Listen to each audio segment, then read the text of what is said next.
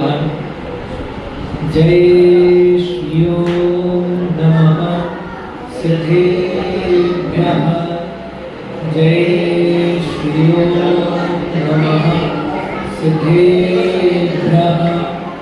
जय श्री ओम नमः सिद्धेभ्यः। नमो अरहंताणं नमो सिद्धाणं नमो आयर्याणं नमो वज्रायणं नमो लोके सर्वसाहुणं। प्रज्वलित जो वैराग्य पवन से कर्मे धन को भस्म करे, जिनकी ध्यान अग्नि से नभ में फैले हैं सुलिंग रे, वह मध्याह्न दिवाकर जिनके ऊपर सदा सुशोभित है। कायोत्सर्ग रूप मुद्रा जो विशाल तनधारी है, अष्ट कर्म के परम विजेता उत्तम पुरुषों के स्वामी, नाभि पुत्र जिनपति महात्मा जयवंतो अंतर्यामी, जयवंतो अंतर्यामी। 10 लक्षण धर्म, जिसमें आज उत्तम संयम धर्म का दिन। कई बार हम दोहा पढ़ लेते हैं। 10 लक्षण धर्म ज्ञानराय जी की पूजन, उसका अर्थ उत्तम संयम। काय छहो प्रतिपाल, पंचेंद्रिय मन बस करो, संयम रतन सवार, विषय चोर बहु फिरत है, उत्तम संयम कहु मन मेर, भव भव के भाज अघ तेरे, सुरग नरक पशु गति में नाई, आलस हरण करन सुख ठारी, ठाही पृथ्वी जल आग मारो, रूप त्रस करुणा करो, रसन रसना प्राण नैना, कान मन सब बस करो, जिस बिना नहीं जिन राज सीजे, तुम जग कीच में एक घड़ी मत इसरो करो, नित आयु जम मुक्ति।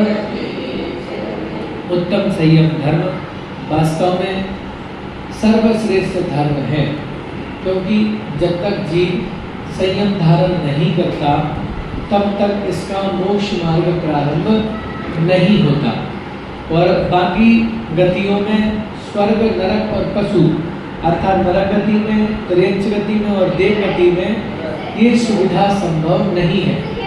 हम याद करें पंचकल्याणक का दृश्य कि जब पंचकल्याणक में तीर्थंकर को वैराग्य आता है, वैराग्य आने के बाद जब वे वन में जाते हैं तो देव और मानुष्यों में एक चर्चा चल पड़ती है कि देवों और मानवों में चर्चा ये चल पड़ी, कौन पालकी का हकदार रे, कौन पालकी का हकदार।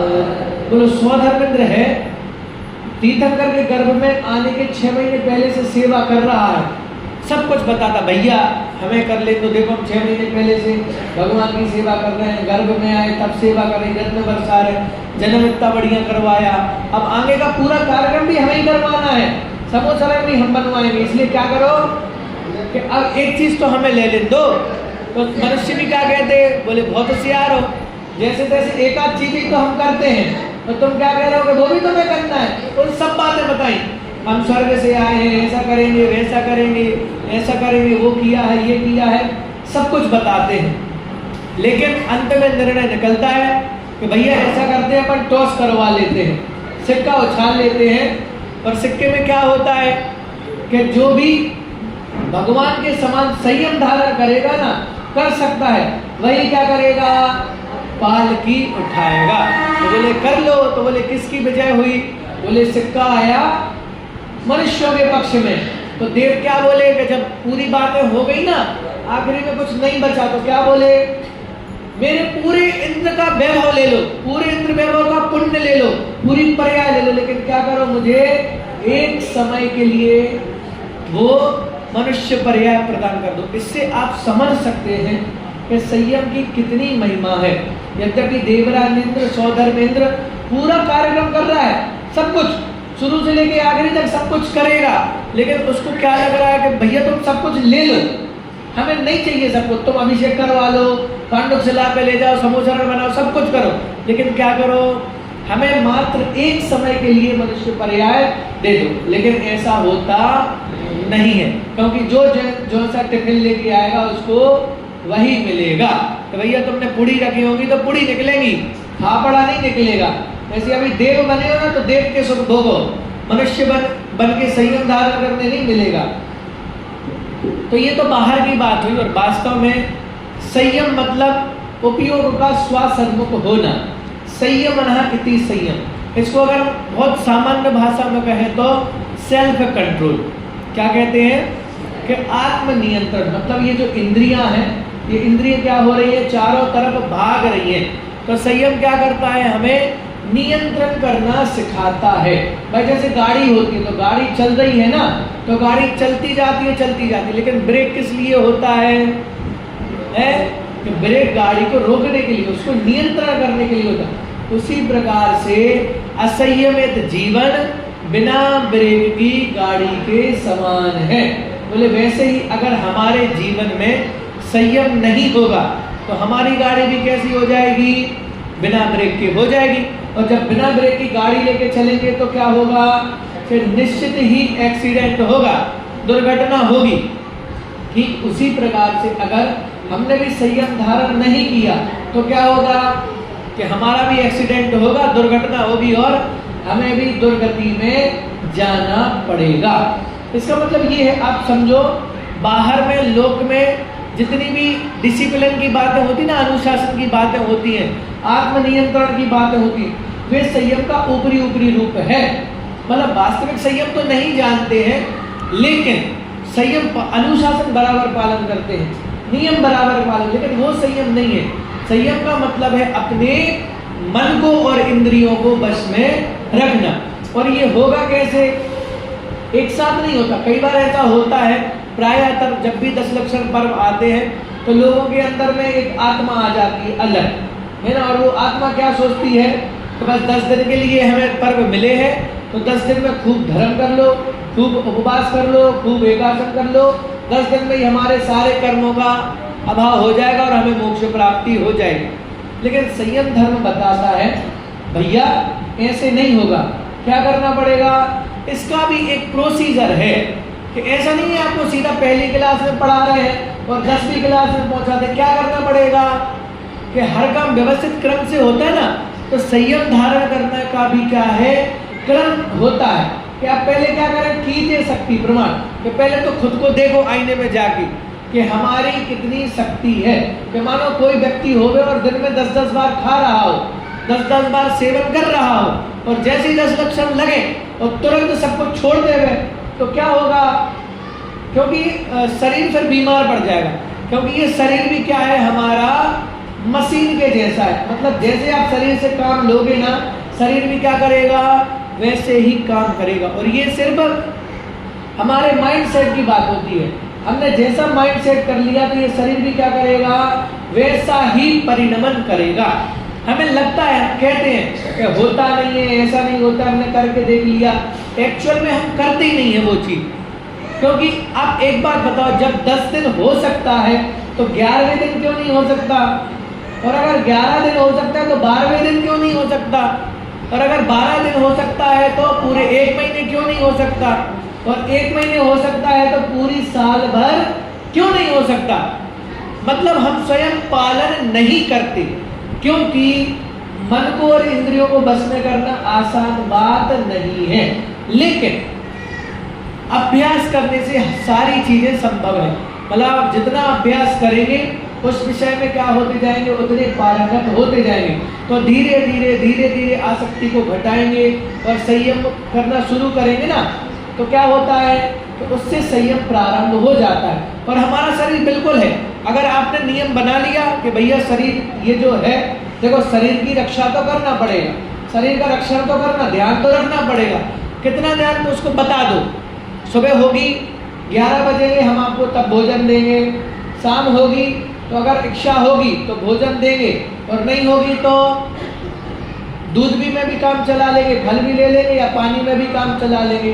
तो ऐसा बताएंगे ना शरीर को, तो शरीर बहुत भोला भाला है, आपकी सारी बातें मानता है। बस क्या करना चाहिए, आपको शरीर को बताना चाहिए, बोलना चाहिए कि भैया अभी आज हम एक आसन कर रहे हैं, कल क्या करेंगे, कल फिक्स नहीं है, हम उपवास भी कर सकते हैं, इसलिए तुम्हें क्या करना है, खुद का ध्यान रखना है। तो जब हम ऐसे थोड़ी थोड़ी सी बातों से शुरू करते हैं तो निश्चित रूप में पूर्ण संयम प्राप्त कर सकते हैं। बहुत अच्छी बात है कि अन्य जीव जंतु अपना भोजन प्राप्त हो जाने पर क्या करते हैं, अपना पेट भरने पर विश्राम करते हैं। लेकिन ये मनुष्य है, पेट भर जाने पर लौंग, इलायची, सौंफ, सुपारी, मीठा, नमकीन आदि खा के पेट ही सी भरता है। तो बोले जब तक ये पेट ही भरेंगे तब तक संयम नहीं होगा। देखो प्रकृति भी हमें ये सिखाती है, बहुत सारे प्रकृति में जानवर हैं, एक तो निशाचर होते हैं और एक दिन में भोजन करने वाले होते हैं। तो जो भोजन दिन में करते हैं वे रात्रि में क्या करते हैं, विश्राम करते हैं, रात्रि में खचर खचर चरते नहीं हैं। और जो रात्रि में भोजन करते हैं वे क्या करते हैं, दिन में विश्राम। मतलब आप ये समझो उनका नियम नहीं बिगड़ता, उनको दिन में भोजन करना है तो रात्रि में कितना भी बड़ा पकवान उनको दे दो, लेकिन वे ग्रहण नहीं करते। और जिनका रात्रि में नियम है, मतलब जो प्रकृति है, स्वभाव है, वे दिन में ग्रहण नहीं करते। तो मेरा प्रश्न ये है कि जब वे जानवर हैं और जानवर में कुछ ज्ञान नहीं होने के बाद भी क्या कर रहे हैं, वे अपना नियम नहीं तोड़ रहे हैं। लेकिन जानवरों के खाने का तो नियम, लेकिन ये जो बैठा है ना मनुष्य, इसके खाने का कोई नियम नहीं है। बोले सुबह है, सुबह भी दे दो हम ले लेंगे, दोपहर हो गई दोपहर में भी चल जाएगा, शाम हो गई शाम को भी चल जाएगा, रात हो गई बोले अनाज नहीं खाएंगे तो फलाहार खा लेंगे, दूध पी लेंगे। मतलब 24 घंटे, आधी रात में भी उठा के पूछो ना, भैया चाय बन रही है, पी लोगे क्या, हाँ हाँ बना लो। तो रात में भी उठ के, मतलब कोई समय फिक्स नहीं है, जब देते जाओ आप तब क्या करते जाएंगे, तब हम सेवन करते जाएंगे। तो संयम धर्म वही बता रहे कि भैया कम से कम एटलीस्ट आप अपना नियम तो बनाओ, आप अपनी लाइफ स्टाइल तो सेट करो, क्योंकि बाकी जितने जीव जंतु हैं वे प्रतिदिन अपनी लाइफ स्टाइल से ही चलते हैं। बोलो कभी ऐसा नहीं होता कि कबूतरों को देखा कभी आलस करते हुए, चिड़ियों को, फिर दोपहर हो गई वो 10 बजे तक और वे चहचहा नहीं रही हो, पेड़ पे ढली हुई ऐसे आराम से, जैसे हम डले रहते ना, 5 मिनट बाद उठेंगे 5 मिनट बाद उठेंगे, और 6 बजे एक बार अलार्म बंद किया फिर सीधे 8:30 बज जाते हैं, 9 बज जाते हैं, तो 5 मिनट नहीं होता। हम कह रहे मतलब आप ये समझो कि पूरी प्रकृति संयमित है, मात्र एक मनुष्य ऐसा पशु ही कह सकते हैं कि मात्र ऐसा पशु है कि वो क्या करता है, वो संयमित नहीं है, उसका कोई काम फिक्स नहीं है कब काम करना है। तो संयम धर्म में ये बता रहे कि भैया जब हम बाहर से संयमित होंगे ना, जब हम बाहर से आत्मनियंत्रित होंगे तब तो आत्मा में आएंगे। अगर बाहर से संयमित नहीं होंगे, बाहर में फैलते ही जाएंगे, तो फिर कह रहे हैं कि भैया आत्मा की प्राप्ति होना बहुत दुर्लभ है। हम बहुत अच्छा भजन पढ़ते हैं, निर्ग्रंथों का मार्ग, निर्ग्रंथों का मार्ग हमको प्राणों से भी प्यारा है, निर्ग्रंथों का मार्ग। उसमें एक लाइन आती है, पंच इंद्रिय का विस्तार नहीं जिसमें वह देही परिग्रह है। मतलब वहां पे लाइन समझ में तो नहीं आई ना, बहुत अच्छी बात है, तो फिर मैं क्या समझाऊंगा। तो वहां लाइन में आया पंच इंद्रिय का विस्तार। अब समझते हैं ये पंच इंद्रियों का विस्तार होता क्या। इंद्रियां कितनी होती है, 5 होती है। कौन कौन सी, स्पर्शन, रसना, क्रम है। स्पर्शन मतलब पूरा शरीर, रसना घ्राण चक्षु और कर्म। तो बोले जो मुनिराज होते हैं उन मुनिराज के शरीर में पंच इंद्रियों का विस्तार नहीं है। विस्तार नहीं है मतलब जो इंद्रियां जहां है ना वे वहीं स्थित है। अब विस्तार का मतलब मैं समझाता हूं क्या। विस्तार मतलब हमारी आंखें हैं। आंखें कहाँ लगी हैं? यहाँ लगी है ना, तो हमारी आंखें अभी स्थित नहीं है, हमारी आंखें चारों तरफ भटक रही है, तो ये विस्तार है। बात क्या में रसना इंद्रिय है, तो रसना इंद्रिय तो एक है, लेकिन रसना इंद्रिय का विषय जितने भी है ना पूरे लोक में जितने विषय है हमने उन विषयों को नहीं छोड़ा है, इसलिए वो हमारी रसना इंद्रिय का विस्तार है। तो वहां मुनिराज के लिए लिखा कि मुनिराज आपने ऐसा शरीर धारण किया है कि इंद्रियां तो हैं लेकिन इंद्रियों का विस्तार नहीं है, क्योंकि बाकी सब चीजें छोड़ दी है। अब जो जितना शरीर की स्थिति है तब तक तो इंद्रियां रहेंगी। अब देखो इसमें पंडित मंगत राय जी ने बहुत अच्छी भाषा में सरल शब्दों में लिखा है, वो मैं उसको बहुत अच्छे से एग्जाम्पल दिया है संयम धर्म को समझाने के लिए, वो मैं आपको पढ़ के बताता हूँ। मन मृग का तन बनवास, इंद्रियां जास मृगी गण पास, केली नित करते तेरे धर्म खेत को, फिरे रात दिन चरते। क्या कहा? फिर से पढ़ रहा हूं, सुनना उसको। मन मृग का तन बनवास, क्या कहा कि ये जो मन है ना, मन क्या है? मन मृग है। मृग मतलब हिरण, मृग मतलब हिरण। तो ये जो मन है ना, मन रूपी हिरण, उसका जो जंगल है वो कौन है? कि मन मृग का तन बनवास। ये जो शरीर है वो शरीर क्या है कि इस शरीर के अंदर जो मन बैठा है ना, मन रूपी हिरण, वो शरीर इस मन रूपी हिरण का जंगल है। क्या है? जंगल है। और इंद्रियां जास, क्या कहा? और इंद्रियां कौन है कि उसके सहचरी है। कि मन कौन है? मन हिरण है, और ये जो शरीर है वो कौन है? इसका जंगल है। और इंद्रियां जो है वे कौन है कि उसके सहचर हैं। अब देखो आगे, मृगी गण पास, केली नित करते तेरे धर्म खेत को, फिरे रात दिन चरते। कि मान लो कोई खेती करता हो, किसी ने खेत लगाया हो और खेत में क्या घुस जाए? जानवर घुस जाए, तो क्या करते हैं? क्या करते हैं कि पूरे खेत को उजाड़ देते हैं। वैसे ही मन कौन है? हिरण। और इंद्रियां कौन है? उसकी टोली, मतलब समूह। मतलब मान लो मृग, मन जो है वो राजा है और इंद्रियां क्या है? उसकी टोली, उसका समूह है। तो ये जो मन है वो इंद्रियों के सहित क्या कर रहा है कि तेरे धर्म खेत को फिरे रात दिन चरते। कभी क्या कर रहे हैं कि तेरे अंदर शरीर में तो है, और जो तेरे धर्म की जो भूमि है ना, ये शरीर धर्म की भूमि होना चाहिए, लेकिन अंदर का मन और 5 इंद्रियों को लेकर क्या कर रहे हैं? केली कर रहे हैं, मतलब खेल रहे हैं। और खेलने के साथ साथ क्या कर रहे हैं कि तेरे धर्म खेत को फिरे रात दिन चरते। तो क्या कर रहे हैं? दिन रात क्या कर रहे हैं? चर रहे हैं। क्यों? क्योंकि 24 घंटे हमारे विषयों का सेवन नहीं रुक रहा है। इंद्रियों के विषयों की तृप्ति न कैसे पता चलता है? 24 घंटे कैसे कर रहे हैं बताओ जरा, है 24 घंटे कैसे कर रहे हैं बताओ? सोचा नहीं सोचा? 24 घंटे हम इंद्रियों के विषयों का सेवन कर रहे हैं। कैसे? बोले पंडित जी, जब तक जागते हैं तब तो हमने मान लिया, जब तक जागते हैं ना तब तो हमने मान लिया कि हम कर रहे हैं। सोने के बाद कैसे कह रहे हो आप कि हम सोने के बाद भी सेवन कर रहे हैं? बोलो। तो बोले भैया जब सोते हैं लाइट चली जाती है, एसी कूलर बंद हो जाता है, गर्मी लगती है, तो पता चलता कि नहीं चलता? और जब तक चलता रहता है तब तक पता चलता कि नहीं चलता? तो बोले वो दिन में भी भोग रहे हैं और रात में भी भोग रहे हैं। तो ये मन है। मन तो क्या करता है? ऑर्डर देता है कि भैया क्या करना है? हमें तुम्हारे धर्म रूपी खेत को क्या करना है? नष्ट करना है। तो अगर खेत को सुरक्षित करना होगा तो क्या करना पड़ेगा कि भैया पहले बाड़ बनाना पड़ेगा, और ये जो जानवर घूम रहे हैं इनको क्या करना पड़ेगा?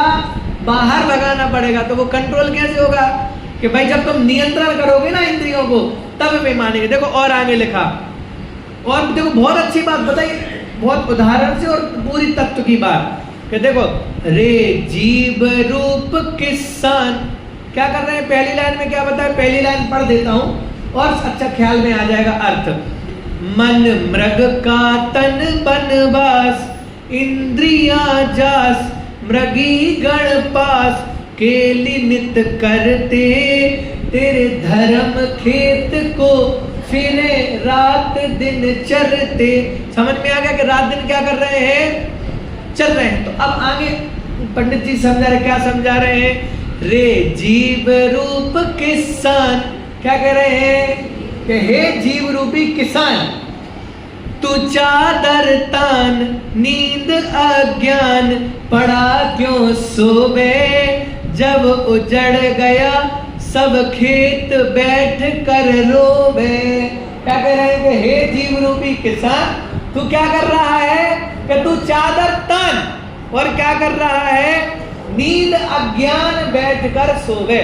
वो सब क्या कर रहे हैं, इंद्रियां मन क्या कर रहे हैं, तेरे खेत में केली कर रहे हैं और तेरे खेत को क्या कर रहे हैं, धर्म रूपी खेत को बर्बाद कर। और तू क्या कर रहा है कि बढ़िया मस्त चादर तान के सो रहा है। और फिर क्या कह रहे हैं, जब उजड़ गया सब खेत बैठ कर रोवे।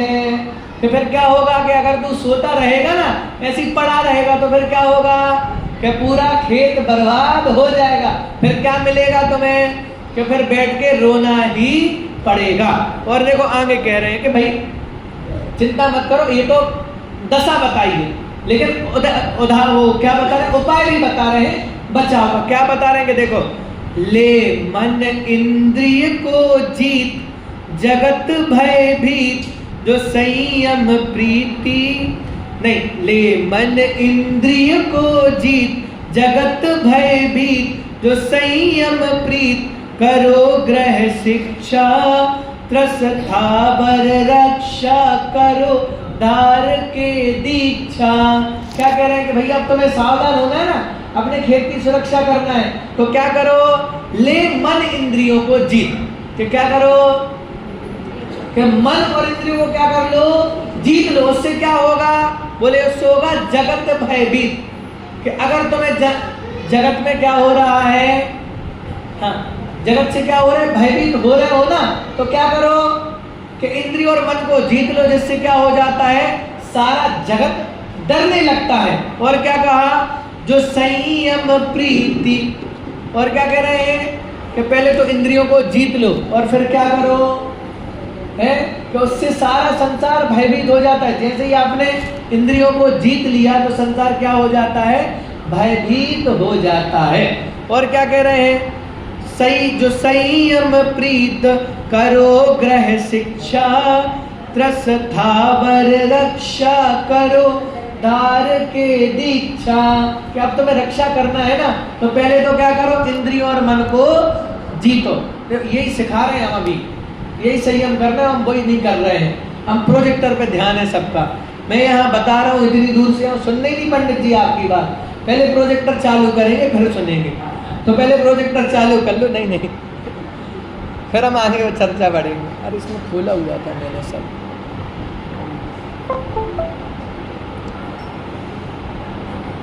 नहीं वो पेज ओपन किए थे, टैब हिस्ट्री में जाएंगे तो चलिए तब तक हम समझ लेते हैं। तो वहाँ आचार्य कह रहे हैं कि हमने आपको समझाया, क्या समझाया कि भैया आपका जो खेत है वो लुट रहा है, तो अगर आपको बचाना है तो क्या करो कि पहले तो इंद्रियों और मन को जीतो। डाउनलोड नहीं है, डाउनलोड स्ट्रीम नहीं, ब्राउजर स्ट्रीम देखो, सर्च स्ट्रीम। तो क्या करना पड़ेगा कि आपको मन और इंद्रियों को जीतना पड़ेगा। क्यों जीतना पड़ेगा, क्योंकि मन को अगर आपने जीत लिया और संयम को धारण कर लिया तो फिर क्या हो जाएगी कि फिर आप जागृत हो जाएंगे। तो जैसी इंद्रिय कहेगी ना, क्या कहेगी कि हमें वहां जाना, जैसे मान लो हम मेले में जाते हैं और बच्चे को लेके जाते हैं, तो पापा क्या करते हैं,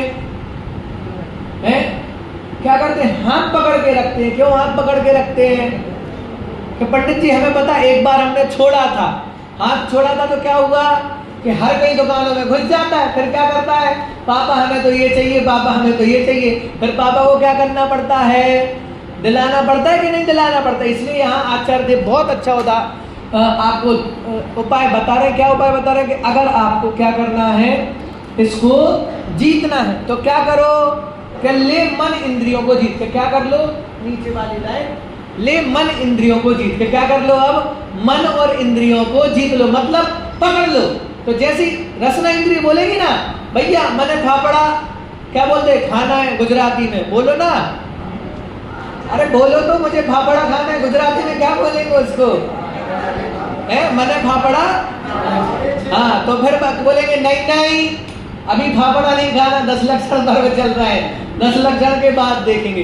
ऐसे ही आचार्य देव बता रहे कि भैया क्या कर लो कि इंद्रियों और मन को, कि मन को बस पकड़ लो, कि मन को पकड़ लोगे तो फिर वो इंद्रियों को बस में कर लेगा। तो यहाँ कह रहे हैं कि ले मन इंद्रिय को जीत, जगत भय भीत, जो संयम प्रीति करो ग्रह शिक्षा, त्रस थावर रक्षा करो धार के दीक्षा। कि अब ये तो हमने लोकल क्वालिटी की सिक्योरिटी बता दी, बोले काम तो करेगा लेकिन ज्यादा समय काम नहीं करेगा। तो अब अगर पूरी सिक्योरिटी चाहिए तो क्या करो, त्रस थावर रक्षा करो धार के दीक्षा। कि अब क्या करो भैया कि अब त्रस काय के जीवों की क्या करो, रक्षा करो, स्थावर जीवों की रक्षा करो, क्या करके, धार के दीक्षा। क्योंकि जब तक दीक्षा धारण नहीं करते हैं तब तक आरंभ का त्याग नहीं होता, और जब तक आरंभ का त्याग नहीं होता तब तक जीवों की हिंसा होना नहीं रुकता है। इसलिए क्या कह रहे हैं कि त्रस थावर रक्षा करो धार के दीक्षा। की इसलिए भैया दीक्षा धारण करो, और बाकी को जो जीव है ना, सटकाए के जीव, क्या करो, उनकी रक्षा करो। वास्तव में संयम धर्म हमें ये बता रहा है कि अगर ये मनुष्य पर्याय हमें प्राप्त हुई है ना, तो मनुष्य पर्याय प्राप्त हुई है तो क्या करना चाहिए कि संयम धारण करना चाहिए।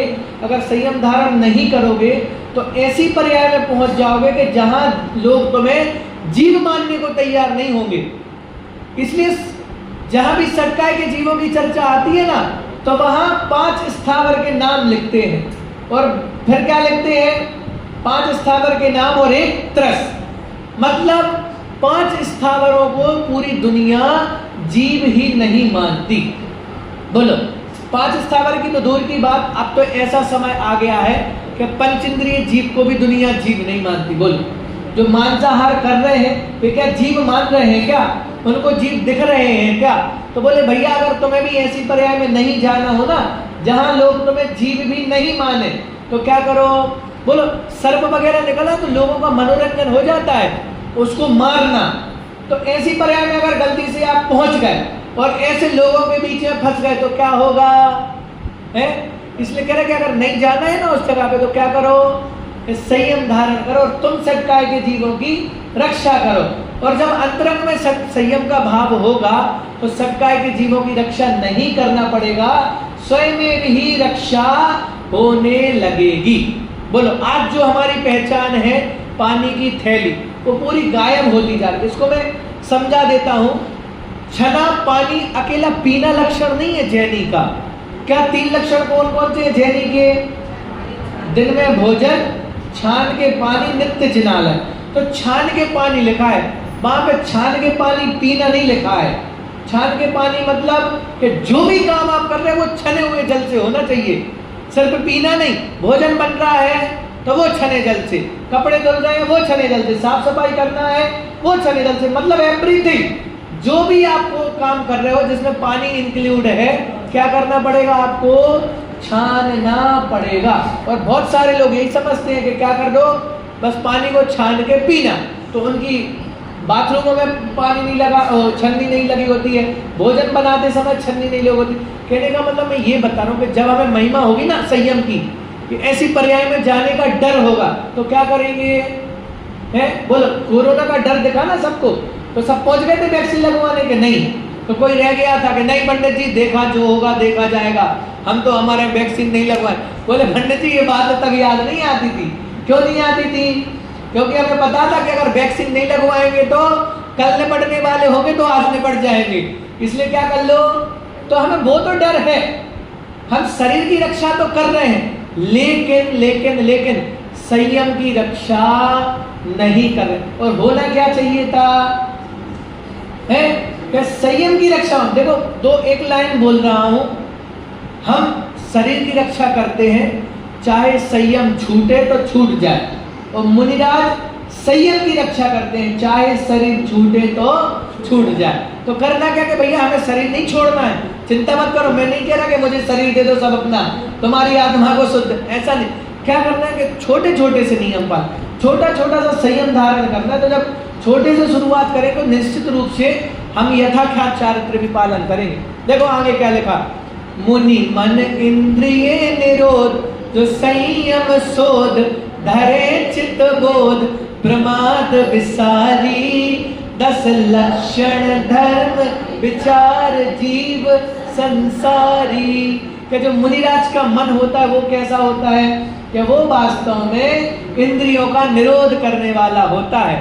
और जो संयम शोध क्या करते हैं कि संयम धारण किया और शोध शोध के क्या करते हैं, अपना कार्य करते हैं। बोलो उनकी समिति है कि नहीं है? ऐसा नहीं है जहां चाहे चल जा रहे हैं, जब चाहे चले जा रहे हैं, जब चाहे हार ले रहे, जैसा वैसा नहीं भैया। हर एक चीज का क्या है, उनका सिस्टम है कि अगर उनके सिस्टम के अकॉर्डिंग वो चीजें होंगी तो वे करेंगे, नहीं तो नहीं करेंगे। और वास्तव में इसलिए जो इतने तप आदि कहे गए ना, कि संयम को ही बढ़ावा देने के लिए कहे, या संयम की रक्षा के लिए ही तप आदि कहे। अगर वे तप नहीं करेंगे तो संयम क्या हो जाएगा, नष्ट हो जाएगा। इसलिए क्या कह रहे हैं, धरे चित्त बोध, प्रमाद विसारी, 10 लक्षण धर्म विचार जीव संसारी। के हे भैया, ये जो मुनिराज होते हैं उन्होंने प्रमाद छोड़ दिया है, अपने चित्त में बोध को प्राप्त कर लिया है और मन और इंद्रियों का निरोध कर दिया है। अब क्या करते हैं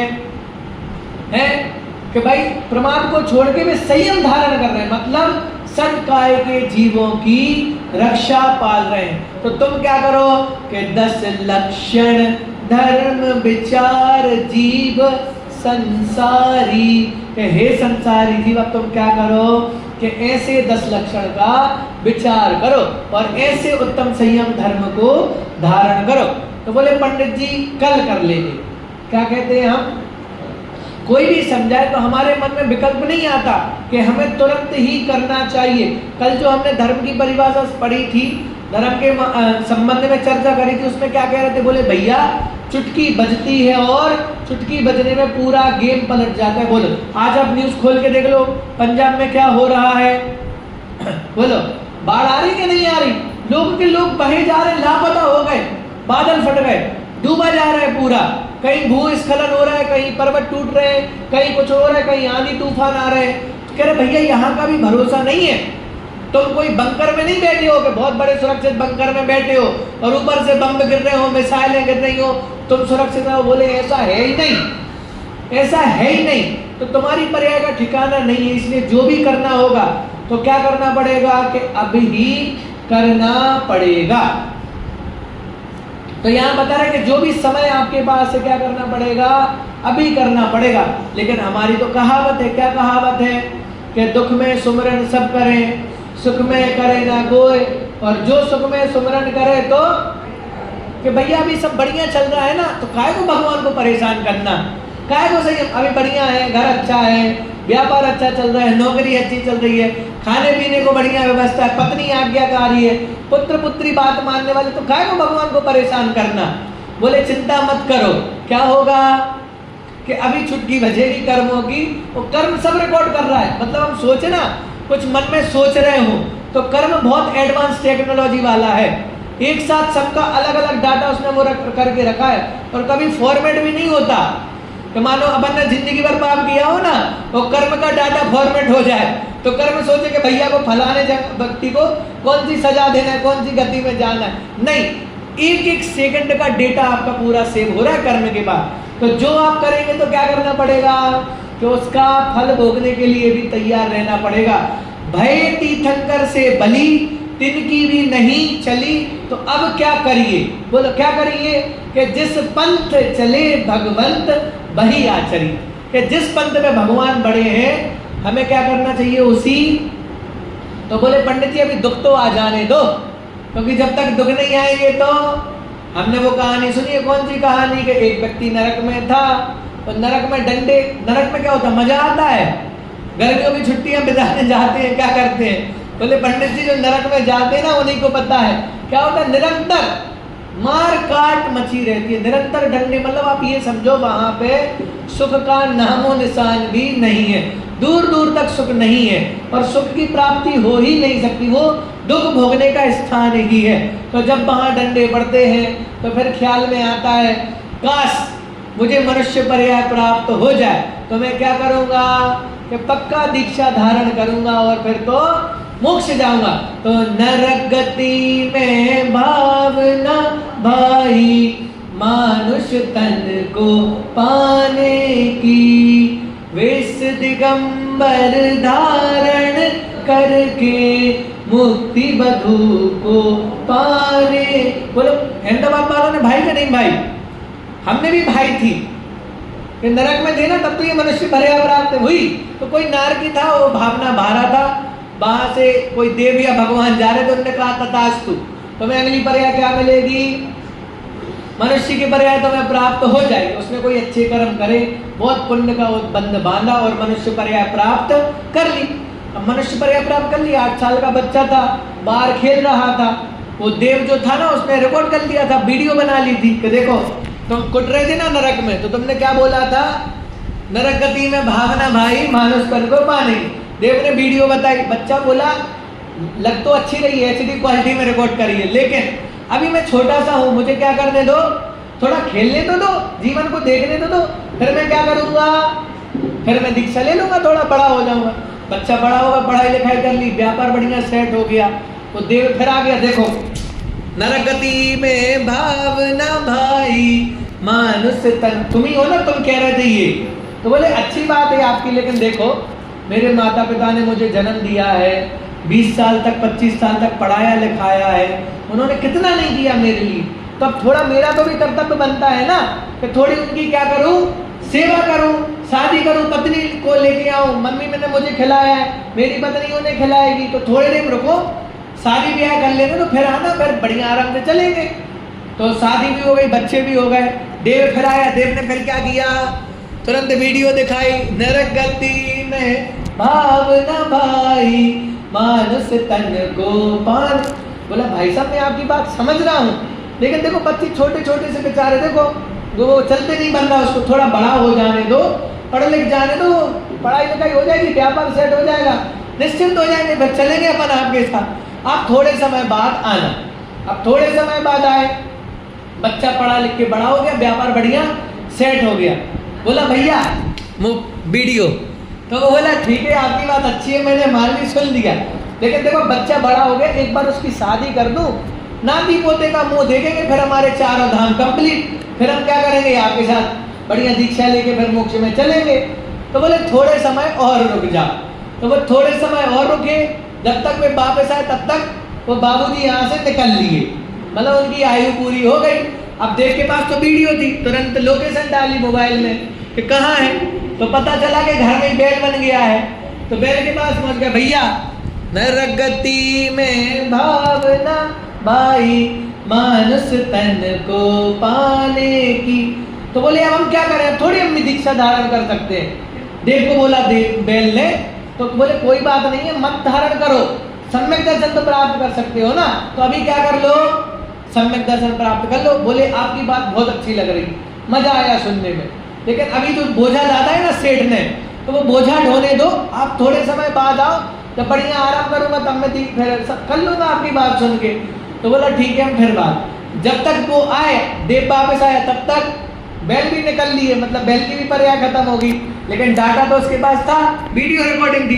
फिर से लोकेशन डाली तो वो मेंढक बन गया, मेंढक बन गया, मेंढक के पास पहुंचा, मेंढक को वीडियो दिखाई, देखो तुम ही हो, नरक में क्या कह रहे थे, नरक गति में भावना में, देखो तुम्हें मनुष्य पर्याय मिल गई थी, लेकिन तुमने क्या किया, मनुष्य पर्याय बर्बाद कर दी।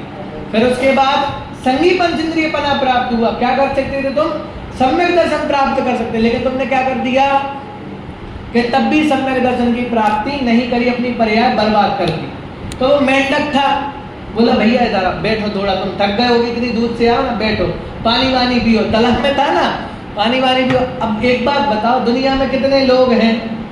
तो देव ने तुरंत कैलकुलेटर गूगल पे सर्च किया, बोला 8 बिलियन से ज्यादा लोग हैं। तो उसने बोला 8 बिलियन है ना, बराबर देख लिया ना गूगल पे, बता दिया 8 बिलियन से ज्यादा है, असंख्यात लोग हैं। तो बोले एक बात बताओ, इतने सारे असंख्यात लोगों में तुम्हें मैं ही मिल रहा हूँ मोक्ष में ले जाने के लिए, और कोई नहीं मिल रहा तुम्हें? बात ख्याल में। देव ने बोला उत्तम क्षमा, आप यहीं रहो, और देव चला गया। कहानी पूरी होती है, ये बात चल रही थी संयम की। तो वैसे संयम के हमें भी कब तक महिमा नहीं आती कि जब तक वो पर्याय प्राप्त नहीं हुई ना, जब हम संयम धारण कर सके, तब तक हम क्या नहीं करते कि तब तक हम संयम धारण नहीं करते। और जब ये पर्याय निकल जाती है तब हमें क्या होता है कि अब पछताए होत का जब चिड़िया चुग गई खेत। कि जब पर्याय निकल जाती है फिर हमें पछतावा होता है कि काश हमने ऐसा कर लिया होता, या हमने उस संयम को धारण कर लिया होता। क्योंकि जब दांत होते हैं तो चने नहीं होते हैं, और जब चने होते हैं तो भाई बचपन में चने होते हैं ना, लेकिन दांत नहीं आते हैं, और बुढ़ापे में चने अच्छे लगते हैं लेकिन दांत नहीं बचते। तो वैसे बचपन में शक्ति होती है लेकिन धर्म करना, संयम धारण करना अच्छा नहीं लगता। बूढ़े होने तक समझ में आता है, क्या आता है कि भैया अब धर्म कर लेना चाहिए, लेकिन फिर शरीर में शक्ति नहीं बचती। इसलिए क्या करो कि भैया अभी ही करना पड़ेगा। एक बार इसको हम पढ़ लेते हैं, देखो शुरू से।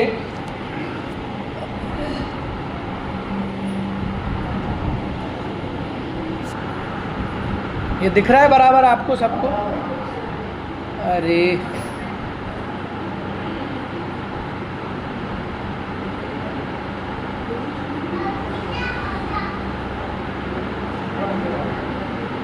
हाँ, दिख रहा है सबको? एक साथ पढ़ते हैं। मन मृग का तन बनवास, इंद्रियां जास मृगी गण पास, के निमित्त करते तेरे धर्म खेत को, फिरे रात दिन चरते। रे जीव रूप किसान तू चादर तान, नींद अज्ञान पड़ा क्यों सोवे, जब उजड़ गया सब खेत बैठ कर रोवे। ले मन इंद्रिय को जीत, जगत भय भीत, जो संयम प्रीति करो ग्रह शिक्षा, त्रस थावर रक्षा करो के दीक्षा। मुनि मन इंद्रिय निरोध, जो संयम शोध धरे चित्त बोध, प्रमाद विसारी लक्षण धर्म विचार जीव संसारी। और ध्यानंद राय जी ने मानो बहुत क्रिस्टल क्लियर एक लाइन में बात बोल दी। जिस बिन नहीं जिन राज सीजे, दूर लो जग कीच में, एक घड़ी मत बिसरो करो नित, आयु जम मुख बीच में। कि भैया तुम कौन हो, तुम किस खेत की ककड़ी हो? कि तीर्थंकर भी आगे गए, चक्रवर्ती भी आगे गए, उन्होंने भी क्या करना पड़ा कि संयम धारण करना पड़ा। इतना उत्कृष्ट पुण्य लेके आए, लेकिन क्या करना पड़ा कि संयम धारण करना पड़ा। तब जाके वे सीखे, तब जाके उन्हें सिद्ध पर्याय प्राप्त हुई है। और तुम क्या कर रहे हो? अपने जीवन को व्यर्थ में बहाए जा रहे हो, बहाए जा रहे हो, बहाए जा रहे हो, खोते जा रहे हो। बोले इसलिए क्या करो, एक घड़ी मत बिसरो करो नित, आयु जम मुख बीच में। कि ऐसा समझो, क्या समझो कि अब तो तुम्हारी आयु, अन्ना जी थे ना, अन्ना जी कहते थे कि आप जो भी काम करते हो ना, जो भी काम, ऐसा सोच के करो कि मेरा जन्म इसी के लिए हुआ। मतलब अगर आप भोजन कर रहे हो ना जिस समय, तो उस समय क्या सोचो कि मेरा जन्म भोजन करने के लिए हुआ, दूसरा काम करना ही नहीं। जिस समय व्यापार आदि कर रहे हो ना, उस समय क्या करो, व्यापार आदि इतना डूब के करो कि दूसरा काम आ भी नहीं।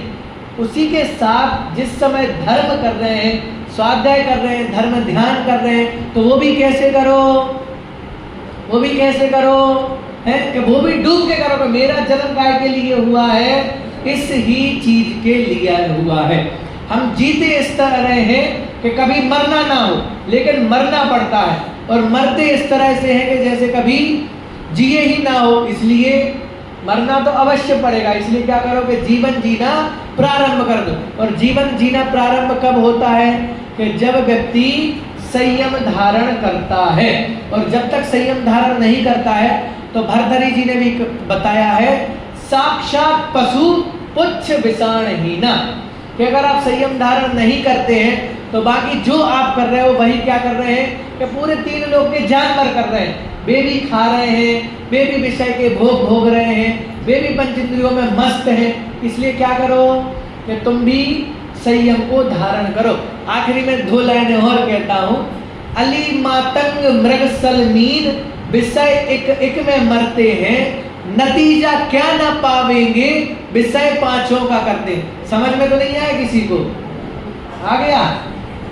2 लोगों को भागी को नहीं आया, नहीं तो फिर मैं क्या समझाऊंगा। देखो उदाहरण दिया वहां पे, अली, अली मतलब क्या होता है, भौरा। मातंग मतलब क्या होता है, हाथी। मातंग मतलब क्या होता है, अली मातंग मृग, मृग मतलब हिरण। और सल मतलब क्या होता है? अली मातंग मृग सल नील, विषय एक में मरते हैं। ये 5 उदाहरण दिए मछली आदि के, है ना, और हिरण, और कौन था, हाथी। पहले स्पर्शन इंद्रिय पे आ जाते, तो स्पर्शन इंद्रिय में हाथी बोले, जब हाथी को पकड़ना होता है तो क्या करना पड़ता है, या क्या करते हैं कि बोले काट की हथनी बनाते, वो उसके विषय में लोलो भी होता है और गड्ढे में गिर जाता है और मर जाता है। फिर दूसरी इंद्रिय कौन सी है, रसना इंद्रिय। वो अभी ये बता रहे हैं कि मात्र जो जीव है ना, वे एक इंद्रिय के चक्कर में ही क्या कर लेते हैं, अपना जीवन बर्बाद कर लेते। फिर दूसरा नंबर आता है मछली का। तो मछली को जब पकड़ना होता है तो वे क्या करते हैं, कांटे में कुछ खाने की वस्तु लगा के वो जैसे ही पकड़ती है और क्या हो जाती है, उसमें फंस जाती है और जीवन नष्ट हो जाता है। फिर है भौरा, सल मतलब भौरा। तो वो क्या करता है कि उसको चूंकि अली मतलब भौरा, तो फिर ये सुगंध के लिए कौन लेंगे, भौरा है सुगंध के लिए। हाँ तो वही आप मुझे लगा और कुछ है, मैं तो दूसरा पढ़ा हो। हाँ तो भौरा है। भौरा क्या सोचता है कि मैं फूल का रस क्या करूंगा, सुगंध लूंगा, और वो कमल के अंदर रह जाता है। और कमल रात में क्या हो जाता है, बंद हो जाता है, और जैसे ही बंद हो जाता है ऑक्सीजन रुक जाती है। तो सोचता है कि सुबह होगी, फूल खिलेगा और मैं क्या हो जाऊंगा, उड़ जाऊंगा, लेकिन उसकी सुबह कभी नहीं होती। फिर और आगे बढ़ते हैं तो आती है आंखों की बात। तो पतंगा क्या करता है कि दीपक जलता रहता है, और वो क्या सोचता है कि ये जो दीपक जल रहा है मैं इसका क्या करूंगा, पास जाके एकदम उसका आनंद लूंगा। और जैसे ही अग्नि के पास आता है और उसका जीवन क्या हो जाता है, स्वाहा हो जाता है उसी में। फिर बच्चा हिरण। हिरण इतना चंचल जानवर होता है कि शेर भी नहीं पकड़ पाता उसको आसान तरीके से। शिकार करना होगा ना तो शेर को पूरी शक्ति लगाना पड़ता है, तब जाके वो पकड़ता है। लेकिन उसको बांसुरी सुनने का बहुत शौक होता है, किसको, हिरण को। तो जिसको हिरण पकड़ना होता है वे क्या करते हैं, बांसुरी बजाते हैं, और जहां बांसुरी बजती है वहां पे हिरण आता है, पकड़ा जाता है और मारा। तो एक तो पहली लाइन की कहानी होगी, अली मातंग मृग सलमीन, विषय एक में मरते हैं, कभी एक विषय का सेवन कर रहे हैं और मृत्यु को प्राप्त हो रहे हैं। दूसरी लाइन में हमारी बात आ गई, नतीजा क्या ना पावेंगे, विषय 5 का करते हैं। तो वे तो एक विषय सेवन करते हैं और अपना प्राण गवा देते हैं। तो अब सोच लो हमारा नतीजा क्या होगा। इसलिए अगर नतीजा खराब नहीं करना हो तो क्या करो भैया, तैयारी कर दो। तो काय की तैयारी करो कि मन और इंद्रियों को बस करने की। इतनी चर्चा हमने करी, शेष चर्चा आगे। ओम नमः।